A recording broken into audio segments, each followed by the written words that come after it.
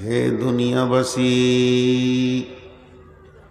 হে পৃথিবীবাসী, তোমরা বড় সৌভাগ্যবান। গত রাত্রিতে তোমরা মরে যাওনি, আবার একটা নতুন সূর্য দেখলে, নতুন একটা দিন তুমি পেয়ে গেছো। তার মানে তুমি তওবা করার একটা বৃহৎ সুযোগ পেয়ে গেছো। এখনো তুমি নামাজ পড়ে লাও, তওবা করে লাও। সূর্য যখন পশ্চিম দিকে লাল হয়ে কাঁপতে কাঁপতে কাঁপতে কাঁপতে ধীরে ধীরে ধীরে ধীরে ডুবে যায়, তখন আমাদেরকে বলে, দুনিয়াবাসী রে, চলে গেলাম। তবে তোদেরকে একটা কথা বলে গেলাম, আজকে যে আমি ডুবছি, তুই কবরের দিকে একদিন আগিয়ে চলে গেলি। তোর কবরের রাস্তাটা যত দূরে আছে, আজকে তুই একদিনের রাস্তা শেষ করে ফেলেছিস। অতএব এই গভীর রাত্রিতে অন্ধকারের ভিতরে মাবুদের দরবারে তুই কেঁদে নে, তোর দিকে কবর যেন তত্তর তত্তর করে আগিয়ে আসছে।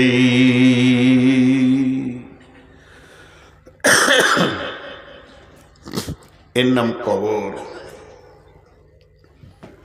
কবর বড় শক্ত জায়গা, নীরব নগর, ঘর, দরজা নাই, জানালা নাই। হাদিউজ্জামান বলেন, এটা একটা দার্শনিকের কথা। মাটি প্রতিদিন তোমাকে 10খানা কথা বলে। আমি আবার বলছি, বুখারী মুসলিম নয়, এটা একটা ফিলোজাফারের কথা, দার্শনিকের কথা। মাটি বলে, হে মানুষ, তুমি আমার বুকে হাঁটছো, আমার ভিতরে ঢুকতে হবে। হে মানুষ, তুমি দিবালোকে আছো, অন্ধকারে তোমাকে যেতে হবে। হে মানুষ, তুমি জনসমুদ্রে আছো, নির্জনে তোমাকে যেতে হবে। হে মানুষ, তুমি আমার ওপরে খাচ্ছ ফল, বড় বড় ফ্রুট, একদিন তোমাকে আমার মাটি পোকামাকড় তিলে তিলে খাবে।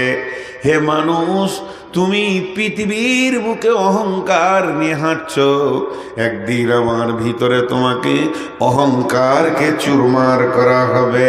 হে মাটি, হে মানুষ, তুমি যে দেহের গৌরব নিয়ে হাঁটছ, হে মহিলা, তুমি যে দেহের গৌরব নিয়ে হাঁটছ, এই দেহটা একদিন আমার পেটের ভিতরে লণ্ড ভণ্ড হয়ে খণ্ড খণ্ড হয়ে পচে যাবে। হে মানুষ, তুমি বড় হুঁশিয়ার, আমার কাছে তোমাকে আসতেই হবে। আমি হলাম অন্ধকার ঘর, আমি হলাম নির্জন ঘর, আমি হলাম আলোবিহীন ঘর, যেখানে তোমার বিছানা নাই। আজকে তুমি গদিতে রাত্রিতে শুছো, কালকে তোমাকে মাটির ওপরে নিথর দেহ তোমার পরে থাকবে। আমার নাম কবর।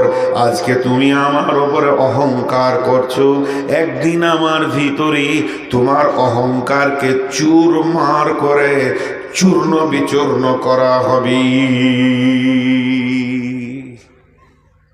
আপনারা দুজন কি দাঁড়িয়ে থাকার টেন্ডার নিয়েছেন?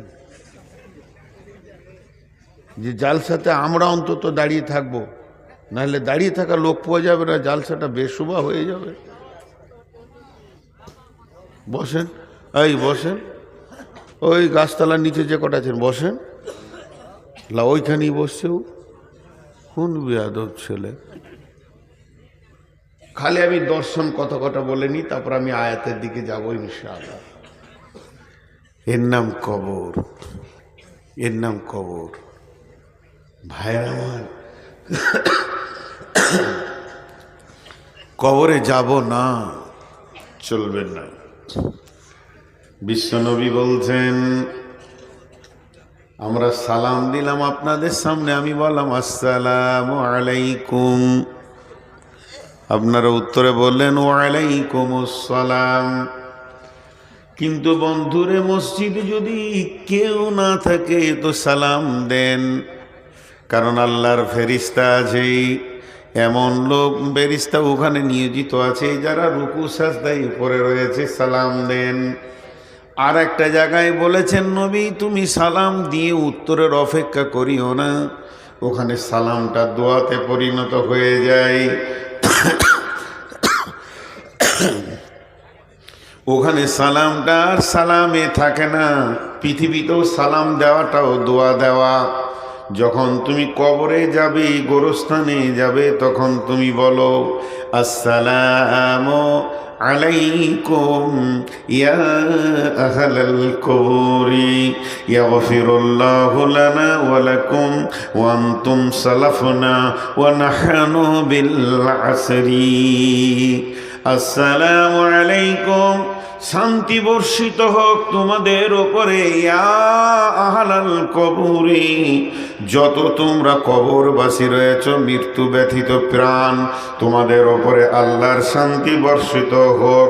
ইয়াগফিরুল্লাহু লানা ওয়া লাকুম, আল্লাহ আমাদেরকেও যারা জীবিত রয়েছি ক্ষমা করে দেন, তোমরা যারা নীরব নগরে নিথর দেহ শুয়ে আছো তোমাদেরকেও যেন আল্লাহ ক্ষমা করে দেন।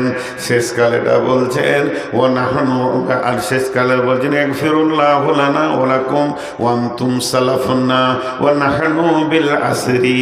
এটা দোয়া নয়, এটা হলো আখিরাতের স্মরণের কথা। হে বন্ধু, তোমরা আগে এসেছো, যে জায়গায় তোমরা এসেছো এই জায়গার টিকিট আমাদেরও কাটা আছে। তোমার আগের ট্রেনের রিজার্ভেশন ছিল তাই তুমি আগে পৌঁছে গেছো, আমরাও পেছনে পেছনে এই জায়গায় এসে পৌঁছাবো। এর জন্য একটা গোরস্থানে লেখা আছে বোর্ডে, বীরভূমের একটা গোরস্থানে বোর্ডে লেখা আছে, হে জীবিত বন্ধু পথিক, পথে একটু থেমে যাও, আমাদের জন্য দোয়া করে যাও। কোন বুদ্ধিমান লিখেছে বড় দামি কথা, হে চলতি পথে পথিক একটু থেমে যাও, আমাদের জন্য একটু দোয়া করে যাও। আজকে তোমরা যেখানে, গতকাল ছিলাম আমরা সেখানে, আজকে আমরা আছি যেখানে, আগামীকাল আপনি আসবেন সেখানে, এর নাম হচ্ছে কবর। আল্লাহ কয়েকটা আয়াতে ছোট্ট করে কথা বলেছেন। বিসমিল্লাহির রহমানির রহিম, মিন আইয়ি শাইইন খলাকাহু, মিন নুতফাতিন খলাকাহু ফাকাদ্দারা, সুম্মা সাবিলা ইয়াসসারা, সুম্মা আমাতাহু ফাআকবারা। কয়েকটা কথা চটচট করে বলে দিয়েছেন। মিন আইয়ি শাইইন খলাকাহু, আমি কতটা কন্ট্রোলার, মাউসটা আমার হাতে রয়েছে। বিশ্ববাসীরে, আমি তোমাকে বানিয়েছি এমন একটা জিনিস দিয়ে, মিন নুতফাতিন খলাকাহু ফাকাদ্দারা, তোমাকে আমি নুতফা দিয়ে বানিয়েছি, বীর্য দিয়ে বানিয়েছি। শেখ সাদি আলাইহি রাহমা বলছেন, নিহাদাল ফিরোজ দারসুল বেসান, গুলেলাল দারসাকে ফিরোজ রান, আদিমে জামিন সুফরা में ओस छे दुश्मन बाड़ी खाँच लागी रे दोस्त। আল্লাহ তাবারক ওয়া তাআলা কত বড় শিল্পী, তিনি এত বড় শিল্পী। গাছটা সবুজ, গাছের ডাল সবুজ, গাছের পাতা সবুজ, গাছের বৃত্তি সবুজ, কিন্তু ফুলটা হলো লাল। হে আমার মাবুদ, তুমি কেমন শিল্পী, কোন তুলি দিয়ে লাল কালিটা মেরেছো, সবুজ কালিটা মেরেছো, ফুলকে নানা রকম বানিয়েছো। শুধু তাই নয়, মায়ের পেটে দুইখানা পানি দিয়ে সুন্দর সুন্দর মানুষের অবয়ব তুমি দিয়েছো। তুমি কত বড় শিল্পী, তুমি পানির ওপরে সুন্দর চেহারা রূপ বানাতে পারো। তাই আল্লাহ তাবারক ওয়া তাআলা বলছেন, মিন আইয়ি শাইইন খলাকাহু, মিন নুতফাতিন খলাকাহু ফাকাদ্দারা, তোকে আমি পানি দিয়ে সুন্দর অবয়ব বানালাম। সুম্মা আমাতাহু ফাকবারা, যে আল্লাহ তোকে বানিয়েছে ওই আল্লাহ আমি তোকে মারবো, আর মারার পরে পরেই তোকে আমি কবরে পৌঁছে দিব। যে মাটি দেখে তোকে বানালাম ওই মাটিতেই তোকে আমি পৌঁছে দিব। বিসমিল্লাহির রহমানির রহিম, মিনহা খালাকনাকুম ওয়া ফিহা নুঈদুকুম ওয়া মিনহা নুখরিজুকুম তাহারাতান উখরা, আমি তোকে মাটি থেকে বানালাম, ওই মাটিতেই শায়িত করব, সেই মাটি দিয়ে তোকে একদম মিসমার চুরমার করে শেষ করে দিব, আবার ওই মাটি থেকেই তোকে বানাবো, তারপরে তোকে আমি সেই জায়গায় দাঁড় করাবো যেটা হলো হিসাবের জায়গা। এর নাম হচ্ছে কবর। এর নাম কবর। জি, আমরা কবরকে ভুলে গেছি। উদাসীন উদাসীন উদাসীনতা আমাদেরকে ভুলিয়েছে। সালাউদ্দিন ওই চারটাকে বসিয়ে দিয়েছো তো, মাথায় এক কিল করে মারবে, যাও, আস্তে আস্তে করে দেবে, জোরে দিও না। ও দেখছে সবাই বসে গেছে, তো আমি কেন বসবো? আমি তো বেয়াদব নম্বর 1, আবার গাছতলায় গিয়ে দাঁড়াচ্ছে। জি, আপনারা হাসবেন না। কবর একটা এমন জায়গা, শুধু আজকে কবরের উপরে কয়েকটি কথা বলবো। আল্লাহ এবার কি বলছেন? বিসমিল্লাহির রহমানির রহিম। আফালা ইয়ালামু ইযা বুসিরা মা ফিল কুবুর ওয়া হুসিলা মা ফিস সুদূর। তুমি কি জানো না কবরের ভিতরে কে সাইত আছে? এবং যেদিন পৃথিবীর বুককে খুলে দিয়ে এগুলোকে উদীয়মান করা হবে, সমস্ত ইলমটা কার কাছে আছে? আমার আল্লাহর কাছে আছে। কবর, আমরা লাখ লাখ কবর দেখলাম, এই কবরের ভিতরে কে সাইত আছে? জান্নাতি আছে না জাহান্নামী আছে, দোজখী আছে না পরেজগার আছে? আমাদের শুধু রেখে আসা কাজ, আমরা হাত দুটি ধরে এই মোর হাতে কোদাল ধরিয়া কঠিন মাটির তলে গাড়িয়া দিয়াছি কত সোনামুখ নাওয়ায় চোখের জলে। মাটিরে আমি বড় ভালোবাসি, মাটিতে মিশাইব আয় আয় দাদু গলা গলি ধরি, কেঁদে যদি হয় শোক, সেই কবরে কতজনকে নামিয়ে দিলাম। আর আমার আল্লাহ বলছেন আফালা ইয়ালামু ইযা বুসিরা মা ফিল কুবুর, আফালা ইয়ালামু ইযা বুসিরা মা ফিল কুবুর, কবরে কাকে পৌঁছানো হয়েছে তুমি কি জানো? তোমার কি জানা আছে এই কবরের ভিতরে কে রয়েছে? ওয়া হুসিলা মা ফিস সুদূর, এবং তার দিলকে খুলে দেওয়া হয়েছে। দিলের ভিতরে কি আছে না আছে সমস্ত ইলমের মালিক আল্লাহ।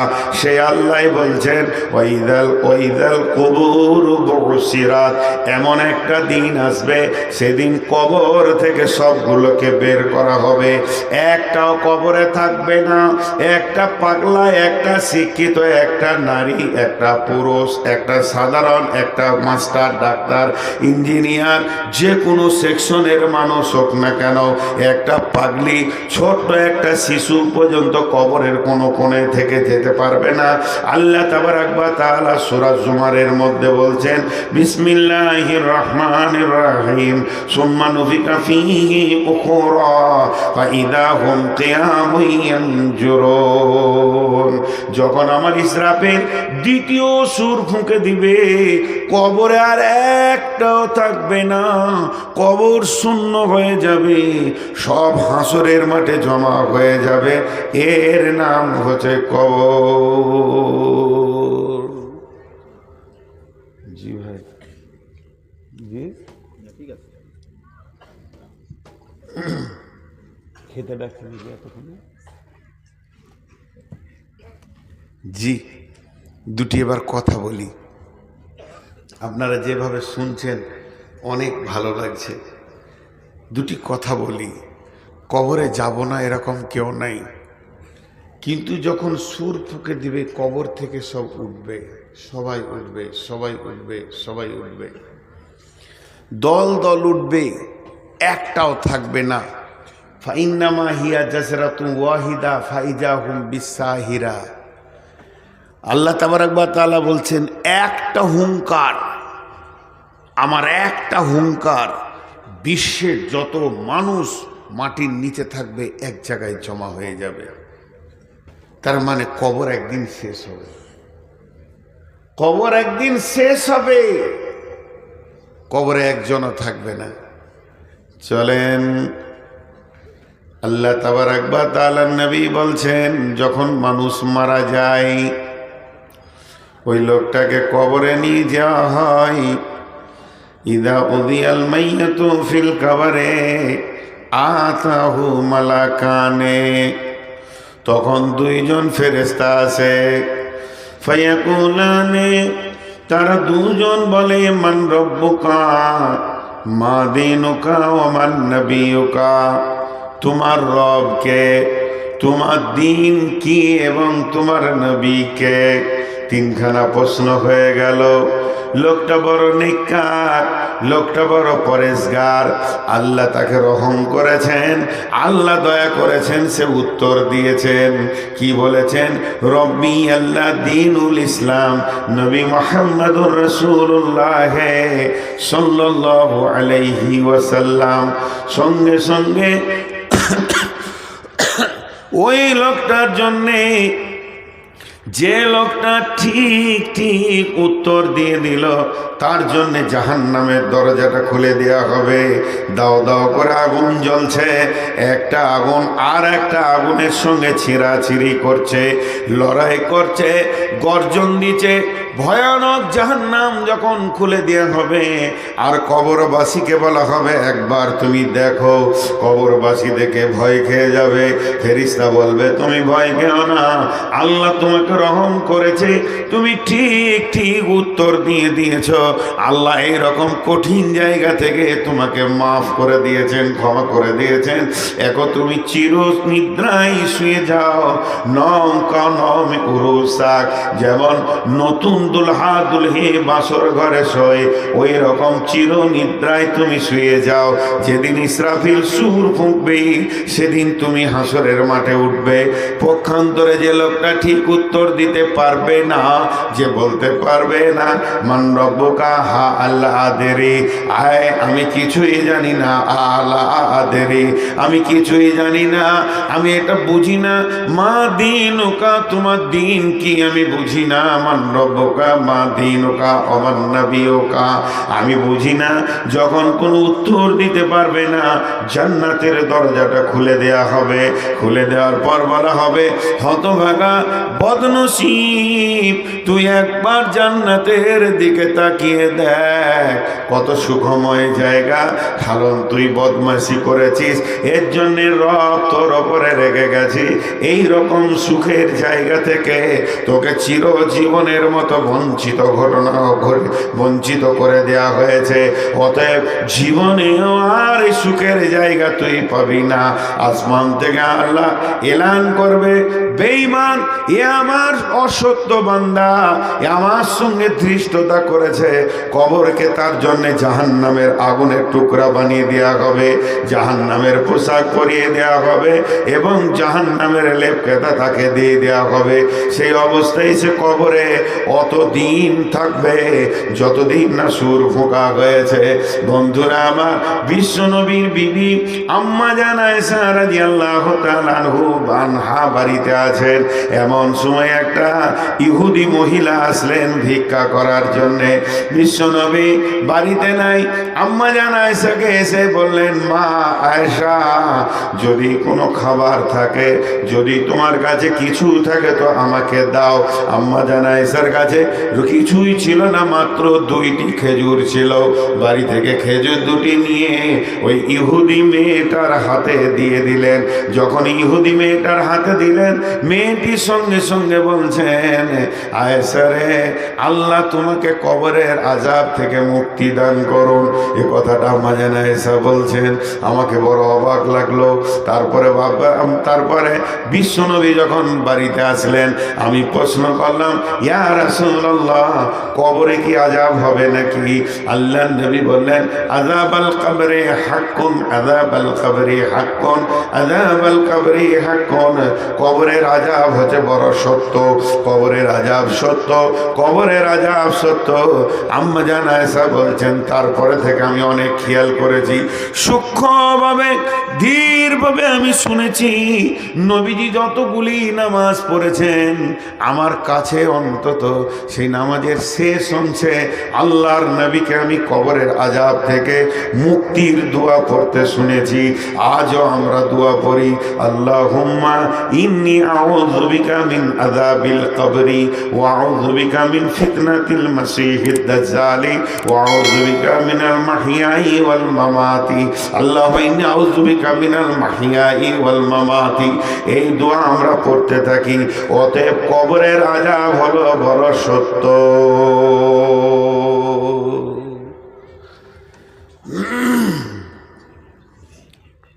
মাটির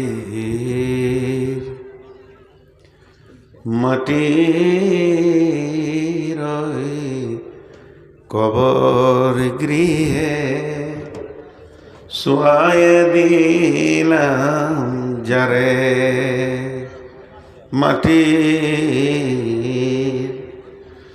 মাটির কবর গৃহে শুয়ায়ে দিলাম যারে। ডাকলেও সত কেউ কখনো আসবে না হাই মাটির বিছানা ছেড়ে, মাটির কবর গৃহে শুয়ায়ে দিলাম যারে। নবী রাসূল সাহাবা ইমাম আল্লাহর ওলি যত আছেন শুইয়া কবর গৃহে লক্ষ কোটি শত, ডাকলে শত কেউ কখনো আসবে না মাটির বিছানা ছেড়ে, মাটির ওই কবর গৃহে শুয়ায়ে দিলাম যারে। ভাইয়া, আমাদের দেশটার নাম ভারত। আমাদের দেশে সাথে কয়েকটা দেশের বর্ডার মিলে আছে। মায়ানমারের সঙ্গে আছে, বাংলাদেশের সঙ্গে আছে, চীনের সঙ্গে আছে, নেপালের সঙ্গে আছে, ভুটানের সঙ্গে আছে, পাকিস্তানের সঙ্গে আছে। এতগুলি দেশ আমাদের দেশের প্রতিবেশী। মন দিয়ে শোনেন উদাহরণটা। আপনি যে কোনো দেশ যান, যে কোনো দেশ যান, ধরেন আপনি বাংলাদেশ যাবেন কিংবা বাংলাদেশের লোক ইন্ডিয়া আসবে, তো মাঝে আছে বর্ডার। ওই বর্ডারে আছে কাস্টম। কাস্টম কি করে? ইমিগ্রেশন করে, চেক। কাস্টমের কাজ হলো চেক করা, গোটা বডি চেক করবে। কাস্টম এমন একটা চাকরির নাম, তাদের এতটাই পাওয়ার আছে যে দেশের প্রধানমন্ত্রীকেও 24 ঘন্টার জন্যে তারা চেক আপে নিতে পারে। আমি মৌলানা সাহেব, আমি হাজি সাহেব, আমি গাজী সাহেব, আমি প্রধানমন্ত্রী, আমি রাষ্ট্রপতি, কাস্টমের কাছে চলবে না। কাস্টম গায়ে হাত দিয়েও চেক করতে পারে। এই মৈদিপুর বর্ডারে পার হন, হিলি বর্ডারে পার হন, দেখবেন একটা আলাদা রোম আছে। যদি সন্দেহ করে তো আপনার কাপড় খুলে চেক করবে। মহিলাদেরকে রোমের ভিতরে নিয়ে গিয়ে মেয়ে পুলিশে চেক করছে। এটা বলে ইমিগ্রেশন। কেন? বাংলাদেশ থেকে যেসব লোকগুলো ইন্ডিয়ায় আসছে ওদেরকে চেক করছে, লোকটা ভালো না লোকটা খারাপ। খারাপ হলে সেই স্থান, ভালো হলে সেই স্থান। তো এই বর্ডারে যেমন চেক হয়, তেমনি এই দুনিয়াটা হলো এহকাল, এহ জগৎ, আর মরার পরে ওই দিকের জগৎটা হলো পরজগৎ। চেক আপে যদি আপনি ধরা খেয়ে যান, আপনার ঢাকা, রাজশাহী, খুলনা, বগুড়া, চিটাগাং, চট্টগ্রাম যাওয়া হলো না। আর বাংলাদেশের লোক যদি চেক আপে ধরা পড়ে যায়, তাহলে ওর আর কলকাতা, দিল্লি আর কেরল, চেন্নাই কোথাও যাওয়া হলো না।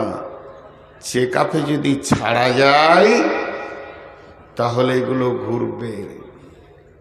ভাইরা আমার, কবর হলো একটা ইমিগ্রেশন ঘর, যেটাকে বাংলায় বলে চেকের ঘর।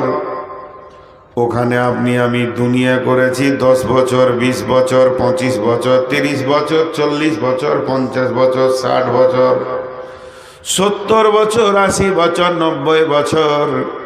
এবার আমি জান্নাতের দিকে পাড়ি জমিয়ে দিয়েছি। আমার ইচ্ছা আমি জান্নাতে গিয়ে আনন্দ করে কাটাবো, সেই রাস্তাটা আমি ধরে নিয়েছি। যখন ওই রাস্তায় আমি চলতে শুরু করে দিয়েছি, এমন সময় রাস্তার মাঝে যেটা বর্ডার, মতের পরে পরই ওই বর্ডারটার নাম হলো কবর। আর কবর হলো সেই চেকের ঘর।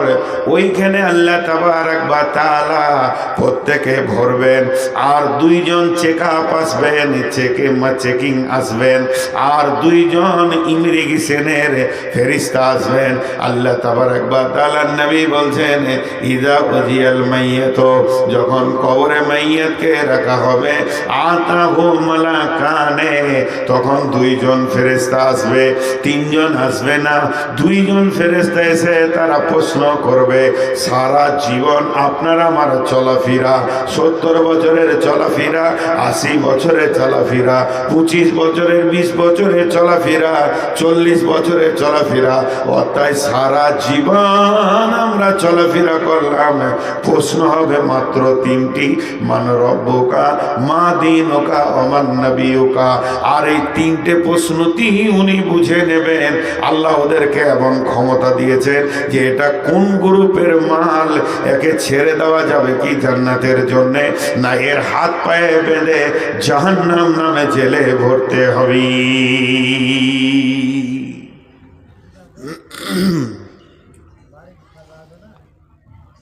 জি ভাই, আপনারা উঠিয়েন না, বসেন বসেন। এখন সূরা তাকাসুরের তাফসীর শুরু করব 2 মিনিট নেওয়ার পর। তো ওইখানে সব ধরা খেয়ে যাবে, সব ধরা খেয়ে যাবে। সব থেকে চালাক কে? সব থেকে চালাক কে? যে বেশি সমাজে মিথ্যা কথা বলে। যদি কেউ সমাজকে ধোঁকা দেয় আর মিথ্যা কথা বলে, তো সমাজ ওর নাম দিবে চালাক। কিন্তু সব থেকে বড় চালাক ওই যে কবরের পুঁজিকে রেডি করেছে। সব থেকে চালাক ওই যে কবরের পুঁজিকে রেডি করতে পেরেছে। এর মতো চালাক আর কেউ নাই। সাহাবা রাদিয়াল্লাহু আজমাইনেরা দুনিয়াকে হারিয়েছেন, কবরের পুঁজিকে রেডি করেছেন, আর আমরা ওটা উল্টা করেছি। এখন একটা প্রশ্ন করব আপনাদেরকে, আপনারা হালকা করে উত্তর দেবেন, চিল্লাতে হবে না। এটা তো চলছে নভেম্বর, ডিসেম্বর, জানুয়ারি, ফেব্রুয়ারি, মার্চ, এপ্রিল, হয়তো বা 4 মাস, খুব বেশি 4.5 মাস আছে মাধ্যমিক পরীক্ষা হবে। উদাহরণটা মন দিয়ে শুনেন। মাধ্যমিক পরীক্ষা হবে। এই মাধ্যমিক পরীক্ষার যদি প্রশ্নগুলো, যে প্রশ্ন আসবে, কোশ্চেন যেগুলো আসবে, এগুলো যদি এখন সব ছেলেদের হাতে হাতে দিয়ে দেওয়া হয় 4 মাস আগে, ছেলেগুলো পাস করবে না ফেল করবে? বলেন, পাস করবে না ফেল করবে? সব থেকে মরাটাও ফার্স্ট ডিভিশন হয়ে যাবে। 1 নম্বর গেল। 2 নম্বর প্রশ্ন, যে মাধ্যমিক পরীক্ষায় যদি কোনো ছেলে এবছর ব্যাক পায়, সামনে বছর সে পরীক্ষায় বসতে পাবে কি পাবে না? বলেন, পাবে কি পাবে না? পাবে। আর এটা শেষ প্রশ্ন। সারা পৃথিবীর এডুকেশন বিভাগ, শিক্ষা বিভাগ কি, মাদ্রাসা কি, মক্তব কি, স্কুল কি, কলেজ, এরা একমত 100তে যদি কেউ 33 পায় তো পাস, মানে 3 ভাগের 1 ভাগ পেলে ওকে পাসের ঘোষণা দাও, ওকে পরের ক্লাসে বসতে দাও, ছেলেটা চলবে। 3টে কথা বললাম। এই বছর ব্যাক পেলে সামনে বছর পরীক্ষা দিতে পাবে। আর যদি কোশ্চেনকে আউট করে দেয়া হয় সবাই পাস করবে। আর 100 ভাগের 3 ভাগে, 100তে 3 ভাগের 1 ভাগ পেলে পাস। এবার চলেন কবর। কবর আপনার আমার, কবরে কি প্রশ্ন হবে? 1450 বছর আগে নবীজি তার কোশ্চেন আউট করে দিয়েছেন। কবরের কোশ্চেনকে গোপনে রাখা নাই। তুমি যখন কবরে ঢুকবে তোমার প্রশ্ন তুমি বুঝতে পারবে, তার আগে পারবে না এমন নয়।